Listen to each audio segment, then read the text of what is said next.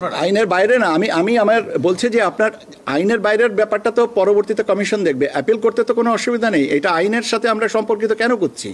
আইনের সাথে সম্পর্কিত করার কোনো কিছু নেই। এই প্রশ্নের উত্তরটা তো আপনারাই আমার থেকে ভালো জানেন। আর যদি ওটাই যে সুযোগ থাকতো তাহলে আমি আপিলের কথা কেন বললাম? সংক্ষুব্ধ সেটা তাদের ব্যাপার।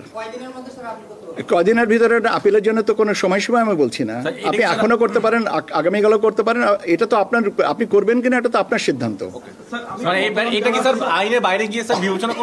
আইনের বাইরে না, আমি আমি আমার বলছি যে আপনার আইনের বাইরের ব্যাপারটা তো পরবর্তীতে কমিশন দেখবে। অ্যাপিল করতে তো কোনো অসুবিধা নেই, এটা আইনের সাথে আমরা সম্পর্কিত কেন করছি? আইনের সাথে সম্পর্কিত করার কোনো কিছু নেই। একটা নামঞ্জুর করা হয়েছে কিছু শর্তের আওতায়, এবং ওনারা কিছু কিছু জায়গায় ওনারা বলছেন যে আমরা এটার সাথে একমত নই। ঠিক হতেই পারে, সেটা পুনর্বিবেচনা, সংশোধন, পরিবর্জন ইত্যাদির জন্য আবেদন করতেই পারেন। আবেদন করলে কমিশন সেটা বিবেচনায় নেবেন কি নেবেন না সেটাগুলো পরের ব্যাপার। আমি যেটা বলতে চাচ্ছি যে সেটা হচ্ছে যে সীমিত বা এটা সীমাবদ্ধতার ভিতরে যেন আমরা না আসি, সেইটাই আর কি আমার বক্তব্য।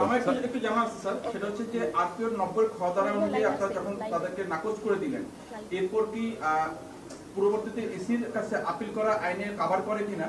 প্রথমত একটি প্রশ্ন। দ্বিতীয় প্রশ্ন হচ্ছে স্যার, যে যেহেতু আপনারা ওনারা মূল গেটটি আটকিয়ে করছেন, কেপিএ প্রতিষ্ঠান, সেখানে আপনারা এই ধরনের গ্যাদারিং ইলেকশন কমিশনের জন্য থ্রেট মনে করেন কিনা?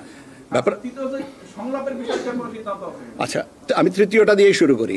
সংলাপের ব্যাপারে আমরা অপেক্ষায় আছি যে আচরণ বিধিমালাটা, প্রার্থী এবং রাজনৈতিক দলের আচরণ বিধিমালার গেজেটটা পেলেই আমরা সংলাপের সময়টা ঠিক করে নেব।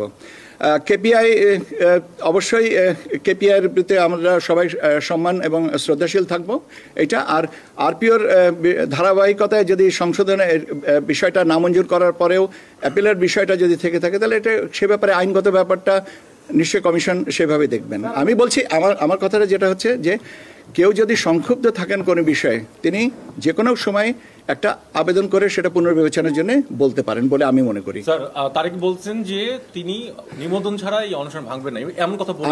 আমি তো শেষ করি স্যার, কথাটা শেষ করি। সেক্ষেত্রে আপিল ছাড়া তার দলকে নিবন্ধন দেওয়ার সুযোগ আছে কিনা? এই প্রশ্নের উত্তরটা তো আপনারাই আমার থেকে ভালো জানেন। আর যদি ওটাই যে সুযোগ থাকতো তাহলে আমি আপিলের কথা কেন বললাম?